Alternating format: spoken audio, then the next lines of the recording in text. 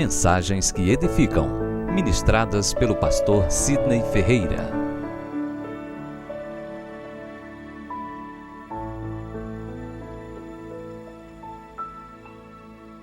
Abra comigo a sua Bíblia, o Evangelho de Lucas, capítulo 4, versículo 14 e 15. Os irmãos encontraram? Posso ouvir um amém? Então Jesus, no poder do Espírito, repita comigo, no poder do Espírito, regressou para a Galileia, e a sua fama correu por toda a circunvizinhança, e ensinava nas sinagogas, sendo glorificado por todos.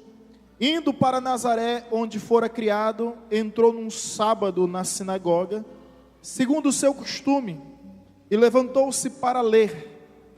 Então lhe deram o livro do profeta Isaías, e abrindo o livro achou o lugar onde estava escrito: O Espírito do Senhor está sobre mim, pelo que me ungiu para evangelizar os pobres, enviou-me para proclamar libertação aos cativos e restauração da vista aos cegos, para pôr em liberdade os oprimidos e apregoar o ano aceitável do Senhor.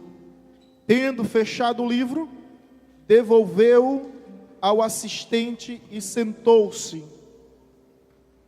E todos na sinagoga tinham os olhos fitos nele. Então passou Jesus a dizer-lhes: Hoje se cumpriu a escritura que acabais de ouvir. Agora, versículo 28. Todos na sinagoga, ouvindo estas coisas, se encheram de ira, e levantando-se, expulsaram-na da cidade, e o levaram até o cimo do monte, sobre o qual estava edificada, para de lá o precipitarem abaixo. Jesus, porém, passando por entre eles, retirou-se. Pai, em nome de Jesus, nós rogamos a tua graça sobre a revelação, iluminação e exposição da tua palavra. Estamos aqui para ouvir a tua voz, e eu creio que o Senhor tem uma mensagem para o seu povo. Portanto, nos debruçamos com todo temor e tremor, reverenciando ao Deus da palavra, e a palavra do Deus que não falha, que não pode mentir, pois não é homem nem filho do homem, mas que sustenta toda a palavra que foi proferida pela sua boca. E essa palavra cumpre o que lhe apraz e não volta vazia. Portanto, que haja a transmissão da palavra, um impacto do teu Santo Espírito, causando efeito conforme o beneplácito da tua soberania. Essa é a nossa oração em nome de Jesus, e todo o povo de Deus declara: Amém. Meus queridos, existe 7 símbolos do Espírito Santo. Você lembra de algum? Símbolos são representações que nos traz uma metáfora cuja analogia nos faz entender melhor a essência, a natureza e a missão do Espírito Santo. Então existe 7 símbolos do Espírito Santo. Os irmãos lembram de algum? Vamos lá? Olha aí. Vamos pensar. Dou-lhe uma, dou-lhe duas. Gente, os símbolos do Espírito Santo são os seguintes: a água, o fogo, o vento, a pomba, o selo e o azeite. O azeite, que era o óleo da unção, derramado sobre a fronte de pessoas e classes específicas no período veterotestamentário, no período do Antigo Testamento. Eu citei as 7 aqui? Vocês estão atentos. Eu citei 6 símbolos do Espírito Santo. Recapitulando: água, repita comigo. vento, fogo, selo, pomba, azeite e o sétimo. Qual seria o sétimo? Alguém sabe qual é o sétimo símbolo do Espírito Santo? Se você, vou fazer um trato contigo agora, se você prestar atenção na mensagem, eu vou te dizer no final. Qual é o sétimo símbolo do Espírito Santo? Mas o importante entendermos por meio dessa passagem que foi lida, cuja temática para nossa reflexão é a unção do Espírito Santo. E com isso, entendemos que sem a unção não existe milagres, sem a unção não existe poder, sem a unção não existe autoridade, sem a unção do Espírito Santo em nossas vidas, não existe o testemunho, não existe libertação, não existe restauração, não existe renovação e também não existe salvação. Somos completamente dependentes da unção do Espírito Santo sobre as nossas vidas. E o interessante é que essa unção, outrora, era privilégio de 3 classes de pessoas: os reis, os sacerdotes e os profetas. Somente eles em toda a nação de Israel eram ungidos perante a congregação para exercer a função, a missão de autoridade, porque unção significa isso, tá? O que significa unção? A autoridade. Então essa autoridade estava destinada aos 3 ofícios ministeriais: rei, sacerdote e profeta. Um dia eu perguntei na sala de aula: gente, alguém sabe explicar o que é unção? E um rapaz disse: eu sei, pastor. O que é? Pois não. Ele disse: uns são e outros não. Não é isso, pastor? A nota para você é 0. Uns são, outros não. Não é isso. Unção é autoridade. E aquilo que era privilégio, prestígio de 3 classes de pessoas no Antigo Testamento, na Nova Aliança, é uma graça derramada sobre a vida de todos, sem distinção, sem acepção. Chacoalha teu irmão que está do teu lado e diz: tu és ungido de Deus, tu és ungido do Senhor, tu és ungido do Senhor. Agora veja, evidentemente existe unção específica. Existe a unção quando a Bíblia fala sobre os cargos ministeriais, né? E é muito fácil lembrar dos dons ministeriais. Olha para minha mão, não é nosso interesse falar sobre isso. Existe o dedo midinho, que é o mestre, aquele que tira a cera do ouvido, né? Ou seja, o mestre vai o que? Facilitar. É o tipo de unção que há na Bíblia. Tem a unção do mestre, tem a unção do pastor. A Bíblia fala sobre mestre, pastor, evangelista, profeta e apóstolo. Então a unção do mestre é o dedo anelar, é o dedo da aliança, ou melhor, do pastor, que é aquele que casa com a igreja, né? Essa é a unção do pastor, a unção ministerial voltada para o pastor. Depois tem a unção do evangelista, que é o dedo medial, é o maior dedo. Isso significa que ninguém maior do que aquele que ganha almas. Evangelista é aquele que ganha almas. Depois vem um dedo indicador, que é o profeta, a unção de profeta, aquele que aponta o caminho, que apresenta a direção, né, que confronta com o dedão no nariz, né? E depois vem o polegar, que é justamente o apóstolo, né? E qual é a diferença do apóstolo? É que ele consegue ser tudo. Apóstolo é missionário. O missionário no campo é mestre, é pastor, é evangelista e é profeta. Então existia esse tipo de unção específica. No entanto, contudo, todavia, porém, entretanto, todos são ungidos. Alguém pode dar um glória a Deus por isso? Todos são ungidos. E para Deus não existe distinção, não existe acepção. Você é ungido. E talvez você esteja perguntando: eu, pastor? Sim, você é ungido. Você não é ungido através do seu tempo de membresia. Você não é ungido através do seu conhecimento adquirido. Você não é ungido através das suas aptidões. Você não é ungido através da sua habilidade. Você é ungido porque você está debaixo da autoridade de Cristo Jesus. Aquele que disse: o Espírito do Senhor está sobre mim e o Senhor me ungiu. Da mesma forma que Deus ungiu Jesus, Jesus nos ungiu.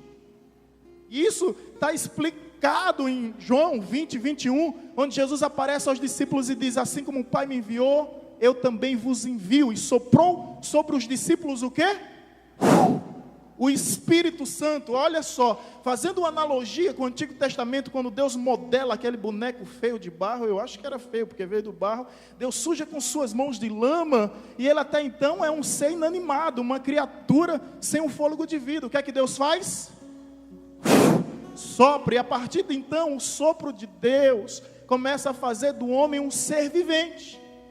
Jesus, após a ressurreição, ele vai ao cenáculo onde os discípulos estão trancados, enclausurados, com as portas fechadas, com as janelas travadas. Jesus simplesmente aparece naquele lugar, sem pular a janela, sem bater na porta, simplesmente ultrapassando toda limitação física, que agora como um ser espiritual, já não existe limites, já não existe fronteiras e barreiras que possa impedir de entrar em qualquer lugar. E Jesus, quando entra lá, sopra sobre eles, e a mesma palavra no grego é aquela do hebraico no Éden. É o sopro de vida. Então Jesus sopra sobre os discípulos que estavam com medo dos romanos, com medo dos judeus, e a partir de então não tiveram mais medo de ninguém, porque eles tinham uma convicção: o Espírito de Deus está sobre nós. E é o interessante que antes de Deus, John Stott falou isso, antes de Cristo, melhor, levar a igreja para o mundo, ele envia o Espírito para a igreja. Antes dele dar a missão de a igreja ir para o mundo, ele envia um Espírito, ele envia o Espírito Santo para a igreja. Por quê, meu irmão? Porque sem a ação do Espírito, sem a unção do Espírito, nós não conseguimos exercer o nosso chamado com autoridade, com graça, com poder e com testemunho. Precisamos da unção do Espírito. Agora, se você prestou bem atenção no texto, você percebeu que o texto diz o seguinte: então Jesus, no poder do Espírito, tudo que Jesus fez foi através do poder do Espírito. Tudo que nós possamos e devemos fazer só será possível através do poder do Espírito. E Jesus diz: o Espírito do Senhor está sobre mim, que me ungiu.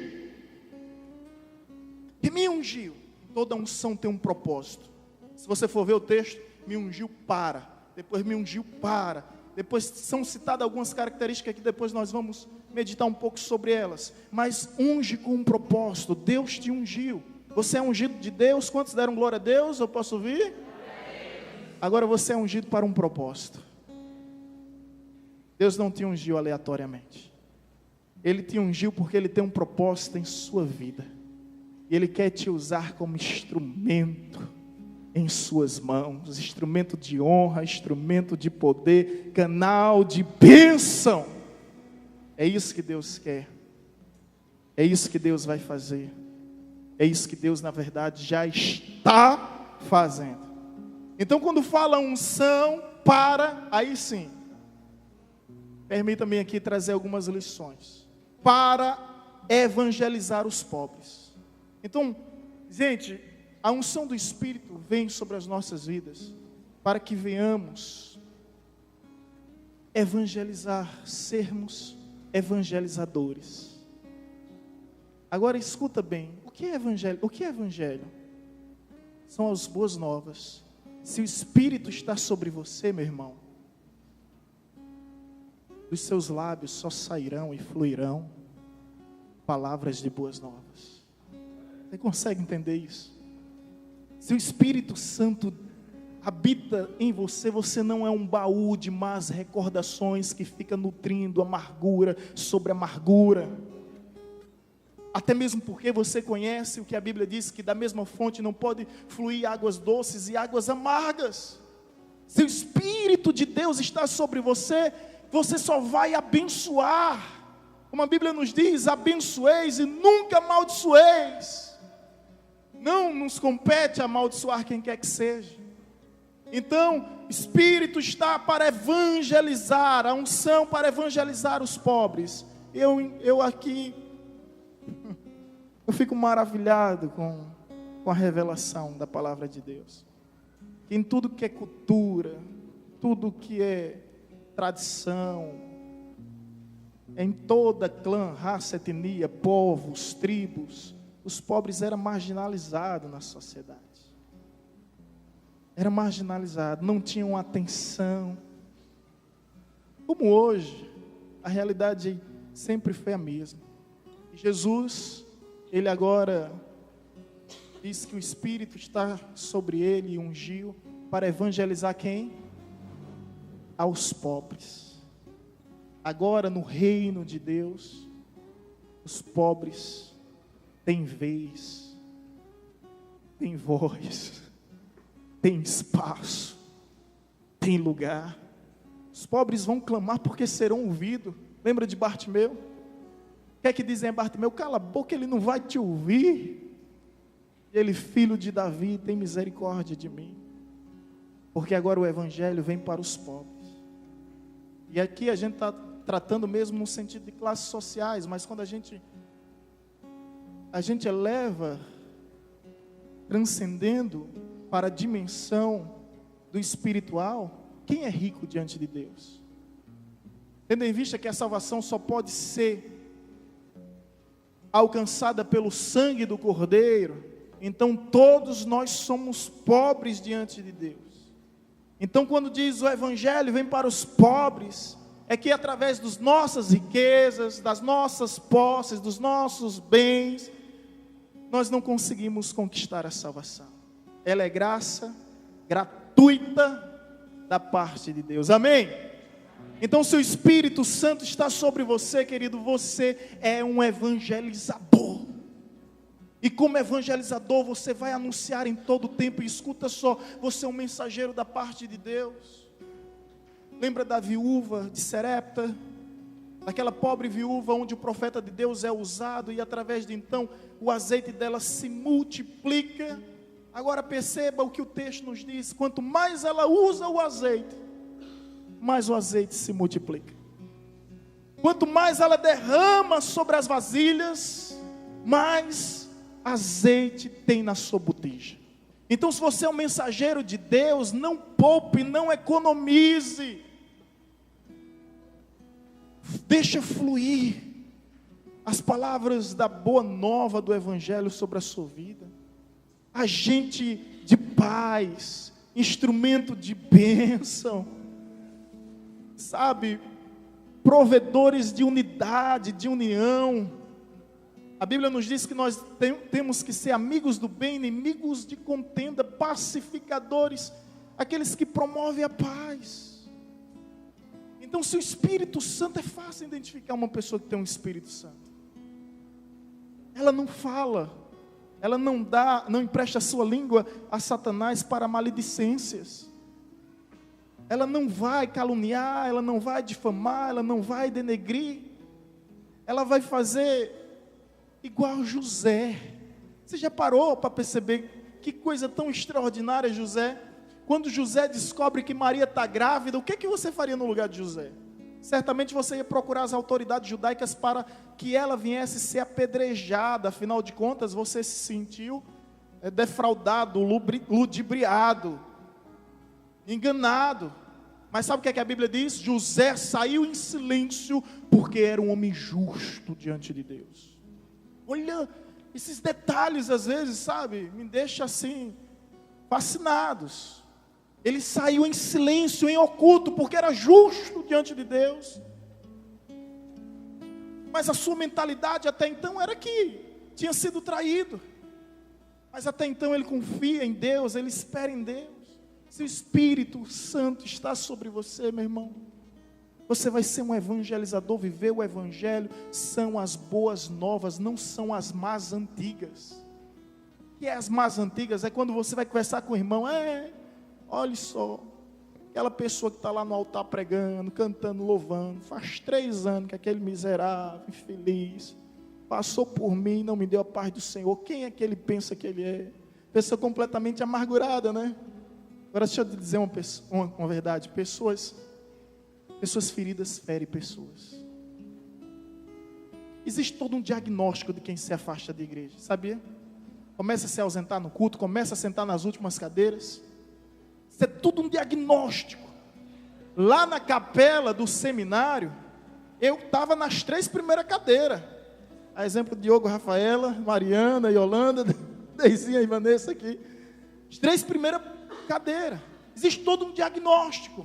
Sentam nas últimas cadeiras, chegam atrasados, faltam os cultos. Eu tenho 11 anos de ministério, eu sei do que eu estou falando por experiência de causa também. Mas são diagnósticos que você perguntar a qualquer pastor, ele vai concordar comigo. Tem diáconos que ficam sentados lá fora para manter a igreja em ordem, isso é fato, e convém ser ressaltado. Mas você começa a se distanciar aos poucos, não lê a Bíblia, não jejua, não ora, não se consagra, não busca mais a Deus, não participa mais de evento. Mas isso não é a causa que te faz desviar, isso já é um efeito. Deixa eu te dizer o que te faz desviar. É quando você começa a dar ouvido à voz do maligno. E aí a raiz da amargura, a Bíblia nos diz que ela contamina toda uma congregação. E aí você começa a dar ouvido a pessoas que não são evangelizadores, que não promovem o bem, mas que querem promover o mal. Pode analisar isso. Aí essas coisas vão te entristecendo. Você perde a vontade de congregar, você perde a vontade de comungar, por causa de picuinhas, por causa de fofocas, as raposinhas que existem. Agora, se o Espírito Santo te ungiu, você tem maturidade para lidar com isso, irmão. Você não vai cair nessa teia de Satanás, você não vai cair nessa cilada, nesse laço do passarinheiro, porque você já conhece os ardis do inimigo, e a Bíblia diz, não ignoreis os seus ardis. Agora, me ouça com amor, porque eis aqui um pastor que, eu não sou psiquiatra, psicólogo, psicanalista, para atender um paciente, e quando der o horário, simplesmente dispensá-lo, e nunca mais se importar com sua vida. Eu acordo de madrugada para orar por sua vida, deixo de dormir para orar por sua vida, choro muitas lágrimas do meu povo.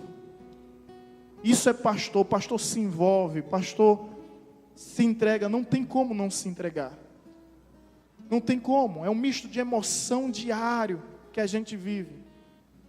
Então, eis aqui abrindo meu coração para você, porque é um tipo de filme que a gente já assistiu várias vezes, e essa é a mais triste realidade. As pessoas começam a se afastar e se desviar por esses motivos. Elas deixam de viver o Evangelho é puro, simples, basta crer e basta obedecer. Ela começa a deixar de viver as boas novas para viver as más velhas. E eu vou lhe dizer uma verdade, viu? Não existe ninguém imune a esse mal. Eu tenho visto pastores cair nessa cilada, amargurados. Você vai falar com uma pessoa totalmente amargurada. Agora, se o Espírito Santo te ungiu, você vai conseguir discernir muito bem aqueles que vêm trazendo paz e aqueles que vêm trazendo discórdia. Amém? Agora escuta, o Espírito Santo me ungiu também para, olha o que o texto nos diz, libertar os cativos.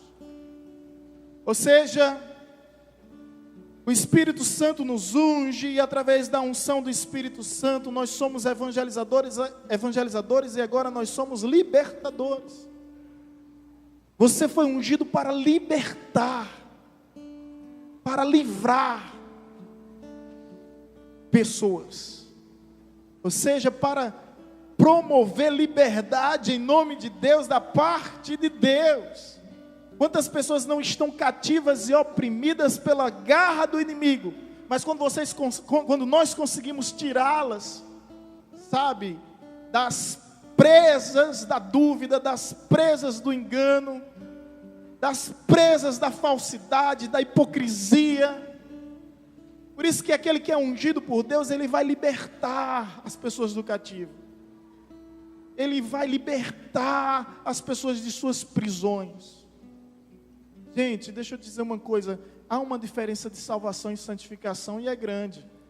Salvação é quando Deus nos tira do mundo. Santificação é quando Deus tira o mundo dentro da gente. Então tem pessoas que viveram a salvação, mas não estão vivendo a santificação. Elas saem do mundo, mas o mundo ainda está dentro delas. E elas estão lá aprisionadas a hábitos nocivos, a pensamentos malignos, a vícios, sabe, terríveis. E são completamente escravas dos seus impulsos, das suas taras, dos seus desejos. E precisam ser libertas. E o maravilhoso é quando uma pessoa ungida pelo Espírito Santo, assim como Cristo Jesus, vai ao encontro dessa pessoa para libertar. E foi isso que Jesus fez. O tempo todo foi isso que Jesus fez. E é isso que nós devemos fazer, libertar pessoas de suas prisões. Eu olho para o público que Deus tem nos dado, para o povo que Deus tem atraído aí até aqui, e vejo quantas pessoas foram libertas. Quantas pessoas foram libertas e transformadas pelo poder do Evangelho. E isso só é possível, eu sei, através da unção do Espírito Santo derramada sobre a sua fronte. Louvado seja Deus. Evangelizador, libertador, e o texto nos diz, restauração da vista aos cegos, ou seja, restaurador. A unção do Espírito Santo, ela nos forma evangelizadores, ela nos forma libertadores. Quantos estão entendendo? Posso ouvir um amém? Amém. Restauradores. Aí a gente vê a unção sobre a vida desse casal. E aqui me permita abrir aspas, onde certa feita Wagner comentou isso conosco, comigo e com o pastor Rodolfo. Nós estávamos em um encontro de casal, na excursão de casais. Era onde ali? Era Tribis é onde? Próximo de Tubaúma, aquela região, Costa de Sauípe. Nós estávamos lá, e o Wagner ainda não tinha tomado a decisão de servir a Deus. Ele disse, olha, eu só vi isso uma vez na vida. Um casal chegar a se divorciar, se distanciar um do outro, e depois se reconciliar, casarem novamente com Deus, assumirem um compromisso e hoje ser referência para tantos casais, para tantas famílias. Por quê? Porque a unção do Espírito, ela nos leva a restaurar aquilo que foi quebrado, aquilo que foi destruído.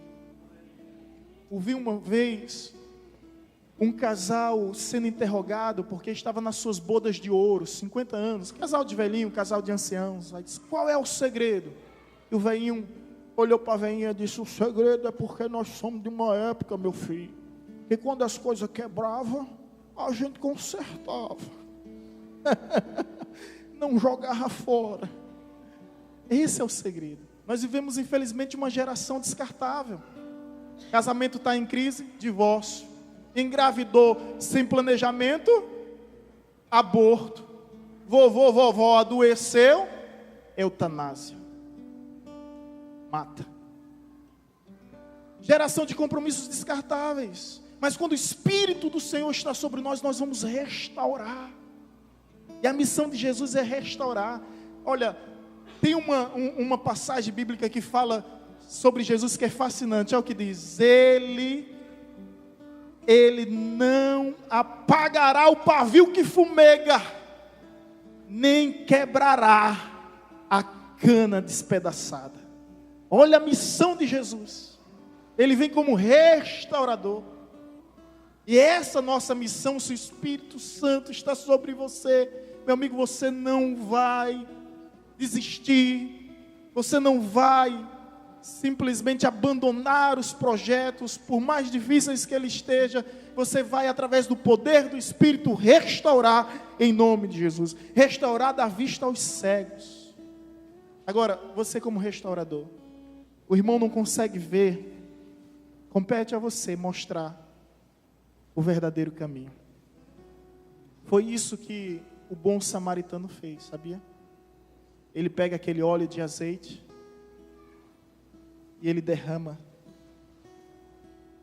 sobre as feridas daquele que estava na sarjeta, né? Agora me responda uma coisa. Pense comigo, o bom samaritano sabia o nome daquele sujeito? Sabia sua origem, de onde era a sua família, quem eram os seus pais, sua nacionalidade, sua raça? Não. Mas ele pega o azeite e derrama todinho sobre suas feridas. É isso que nós devemos fazer, restaurar. Escuta uma coisa, Deus vai enviar pessoas feridas para você. Cuidado que você pode matá-las. E essas pessoas feridas, ela vem em busca de cura, ela vem em busca de ajuda. E deixa eu lhe dizer, o remédio pode ser amargo, mas ele faz efeito. O processo da cura é doloroso, e você precisa ser verdadeiro. A Bíblia diz, mais vale as feridas feitas por aqueles que nos amam, do que os beijos daqueles que não nos querem o bem. Tenha essa sabedoria, porque pessoas feridas vão vir a você e vão vir falando de Deus, do diabo, do pastor, do esposo, da esposa, de todo mundo. Mas ela não quer que você entre nesse jogo. Elas querem uma palavra de cura. E aí, sua missão sabe qual é? Derramar o azeite. Assim como um bom samaritano. O azeite que cura, o azeite que sara. O azeite que restaura. Por fim, o texto nos diz, para apregoar o ano aceitável do Senhor. Então, além de evangelizador, além de libertador, além de restaurador, agora é o quê? É profeta. Apregoar o ano aceitável. Apregoar que Deus é o Senhor do tempo, que Deus é Senhor da história. Ele não simplesmente intervém, como Ele controla, como Ele domina, como Ele governa, assim como um maestro conduz a sua orquestra. Deus rege a história e não há nada que fuja do seu domínio. Então, quando as pessoas vierem para você, você vai ser profeta. Você vai falar sobre o ano aceitável do Senhor. Você vai dizer que existe um tempo, sim, em que Deus há de redimir o seu povo, e nós devemos esperar esse tempo, que é o tempo da promessa. E quando nós temos promessa da parte de Deus, nenhum tempo de espera é tempo perdido. Se você pensa que Ele está demorando, eu venho te dizer, Ele está caprichando. Ele tem o melhor para você. Ele tem o melhor para você. Então, o ano aceitável do Senhor é o tempo de Deus, é o tempo kairos, é o tempo oportuno. Não é o seu tempo, não é do seu modo, não é da sua forma, não é da sua maneira, não é do seu jeito. Moisés quis, de alguma forma, criar o seu tempo e fazer com que Deus financiasse, com que Deus fosse o promotor dos seus ideais. Deixa eu te contar isso aqui brevemente. Moisés, ele chega a estrangular um cidadão egípcio que está maltratando um hebreu. E o faraó, quando descobriu isso, queria matá-lo, mesmo sendo ele filho da filha do faraó, um suposto sucessor ao trono.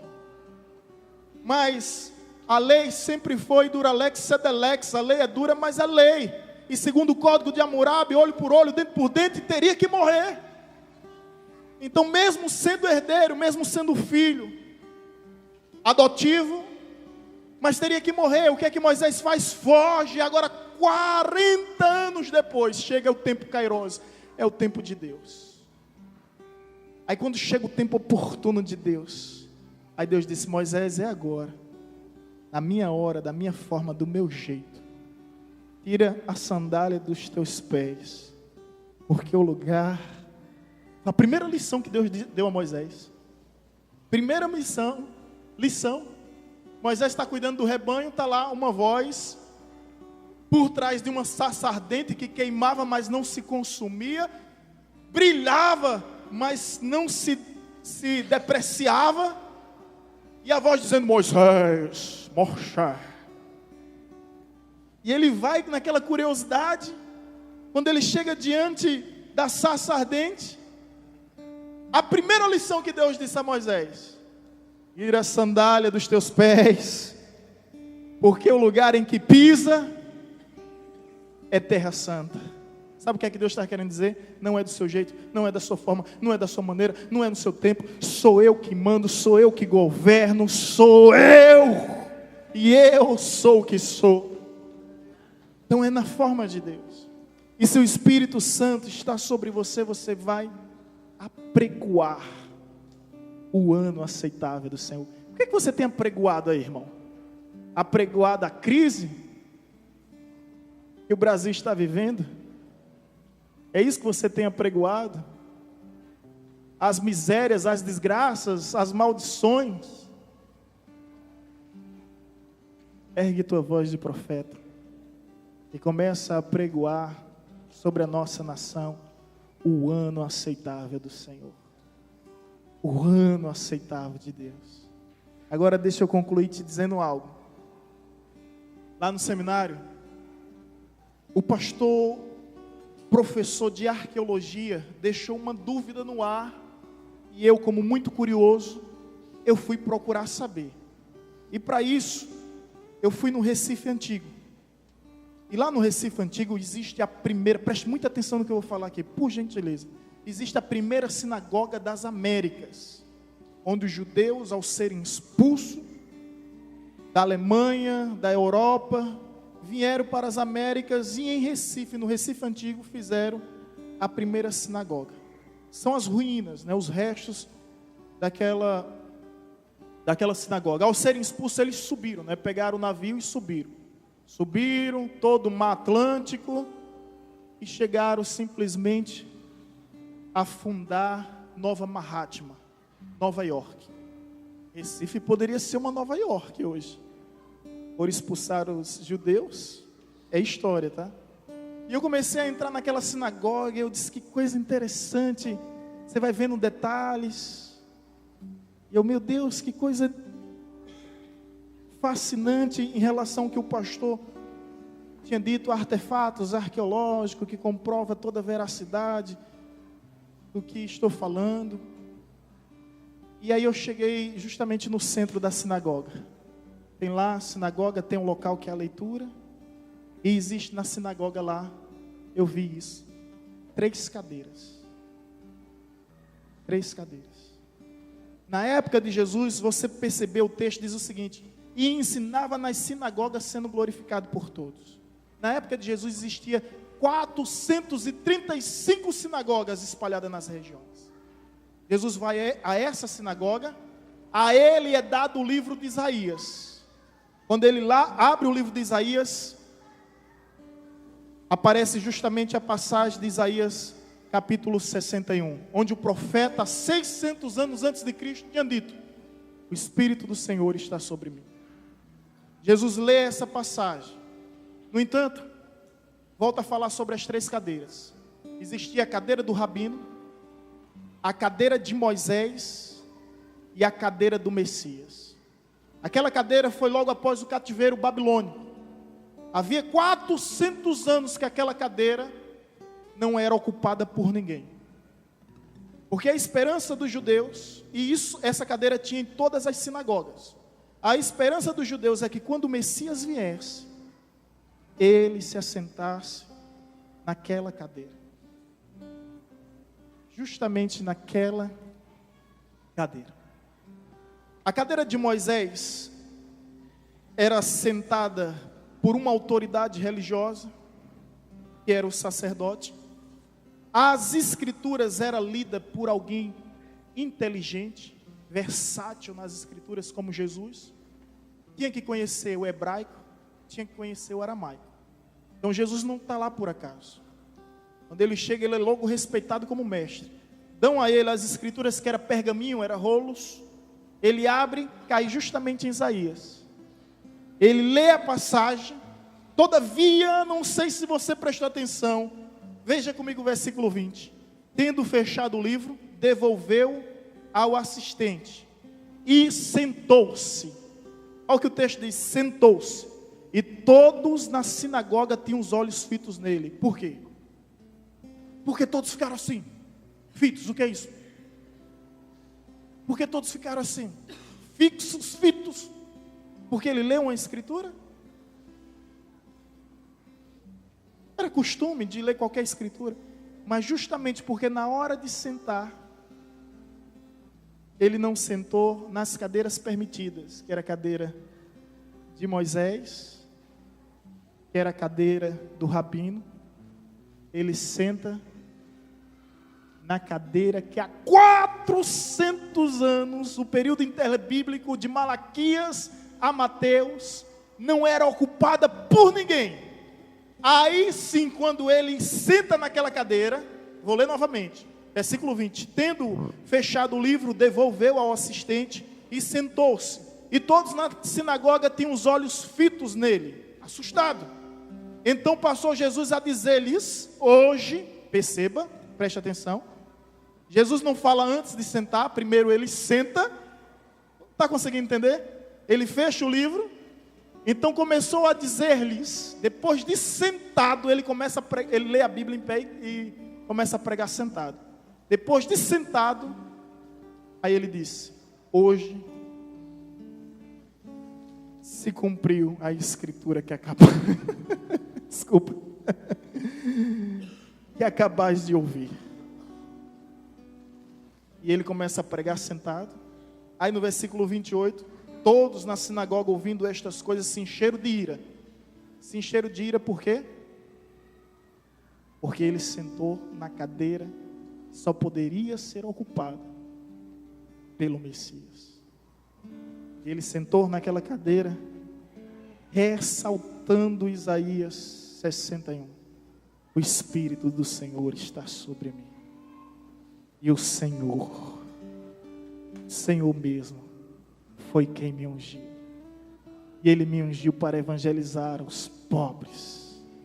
Ele me ungiu para proclamar liberdade aos cativos e oprimidos, a restaurar a vista aos cegos, para pôr em liberdade e apregoar o ano aceitável do Senhor. Veja que o homem ungido, ele faz toda a diferença. Agora escuta só. Quais são mesmo os 7 símbolos do Espírito Santo?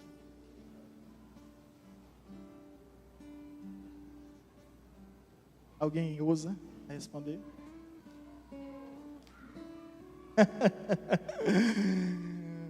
Maria José, bem-aventurado o fruto do teu ventre.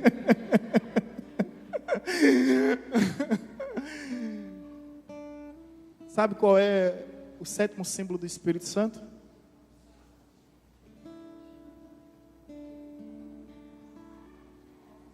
Você. Sabe por quê? Deus não quer só usar o fogo. Deus não quer só usar o vento. Deus não quer só usar a água. Deus não quer somente usar o selo. Deus não quer somente usar o pombo. Deus não quer somente usar o azeite. Ele quer usar você com unção, com autoridade, com poder. Aleluia! Aleluia! Ele quer te usar.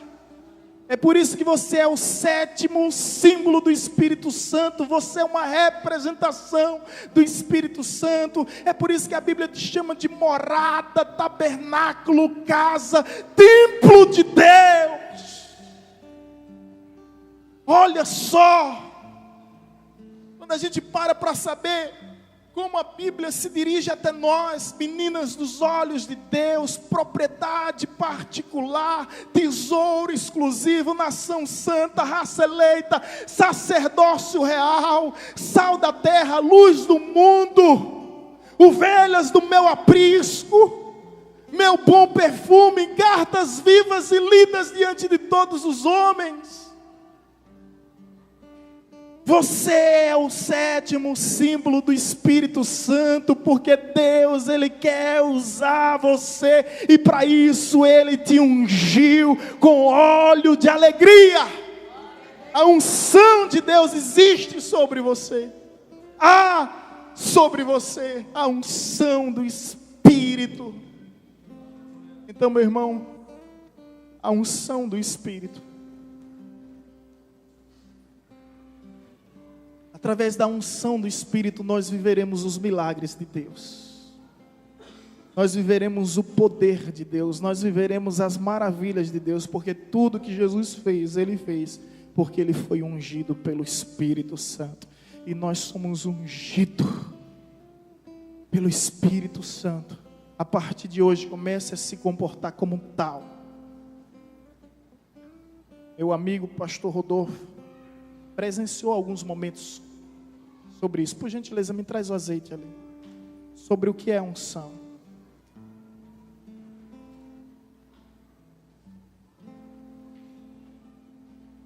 A gente estava expulsando demônio. Aí a pessoa que sofria da possessão disse: eu já estou boa, já estou boa. Eu pensei, através do discernimento. Peguei um pouco do azeite e fui ungir essa pessoa. Simplesmente, ele viu tudo. Ai, como arde, como arde. E a gente estendeu a mão, repreendeu, caiu novamente, a pessoa possessa.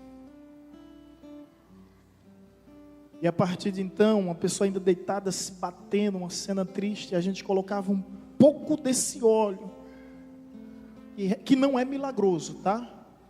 A gente não vende, não comercializa. Se fizer isso, perde todo o efeito. Não é água benta, tá? Mas é o que ele representa. A simbologia que há da unção do Espírito Santo. Sabe o que é que eu acho interessante isso, irmãos? Quando Jesus diz: o Espírito Santo está sobre mim. Escuta, olha bem para mim. É porque o espírito imundo, ele desce sobre porco, ele desce sobre animais, ele desce sobre seres, ele desce sobre qualquer coisa, mas o Espírito Santo não. Ele só desce sobre homens. E não é qualquer homem. Tem que ser homens escolhidos de Deus, mulheres escolhidas de Deus. Aí o Espírito Santo desce. E aquela experiência que nós tivemos nos ensinou algo que às vezes a gente tende a subestimar: o óleo da unção. Às vezes eu chamo os irmãos aqui para ungir. Aí tem sempre uns teólogos de plantão, que eu sou doido para ser atelogos, né? É isso, é aqueles, tem teólogo que a gente ora para que eles sejam atelogos, né? Até logo. Uns teólogos de plantão que dizem: para que isso? Se a Bíblia diz que só devemos ungir os enfermos. Oh, tamanha sapiência. E a enfermidade, ela só assola o nosso físico? Será que não existe enfermidade emocional, sentimental, espiritual? Será que não existe patologias que a gente não consegue ver nem perceber? Quantas pessoas estão doentes de espírito, de alma, emocionalmente, sentimentalmente enfermas, precisando de cura? É por isso, queridos, que hoje eu quero ungir toda a igreja, se assim a igreja desejar. Só não vamos ungir aquele que não quiser ser ungido. E essa unção, ela representa algo. O Espírito está sobre você. E o Espírito te ungiu com óleo de alegria, para pregoar o ano aceitável do Senhor. Eu quero convidar o Ministério de Louvor, quero convidar o pastor Rodolfo para estar orando. eu faço questão de ungir. Agora deixa eu te dizer uma coisa. Antes de ungir. Terça para quarta eu estava orando, acordo de madrugada.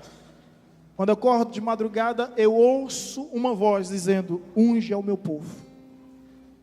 Terça para quarta. Unge ao meu povo. Aí ontem, esqueci. Acordei de madrugada, fui dormir, esqueci. Aí ontem, antes de dormir, nós sempre temos o nosso culto familiar. A gente sempre lê a Bíblia, medita, conta a história, ora no final. Aí a minha filha Sara coloca a mão sobre a minha cabeça, sobre a fronte mesmo. E ali me fez lembrar tudo. Ela começa a orar, né? Senhor, abençoa o papai. E aí Deus me traz a memória. E é assim, a gente orou para que os nossos filhos fossem profetas, já estão exercendo sua função. Deus me trouxe a memória. E eu percebi que Deus queria que isso acontecesse hoje aqui. Que nós viéssemos ungir o povo de Deus. Eu sei que você tem passado lutas, provações, tem vivido momentos difíceis. Mas a partir de hoje você vai viver como um homem e mulher ungida de Deus. Não há o que temer, nem a quem temer. Seu Espírito Santo está sobre você. O mar vai ter que se abrir, as muralhas vão ter que cair e o gigante vai ser derrubado para a glória de Deus. Pastor Rodolfo, por gentileza, venha orar. Nós vamos ungir todos os irmãos em nome de Jesus.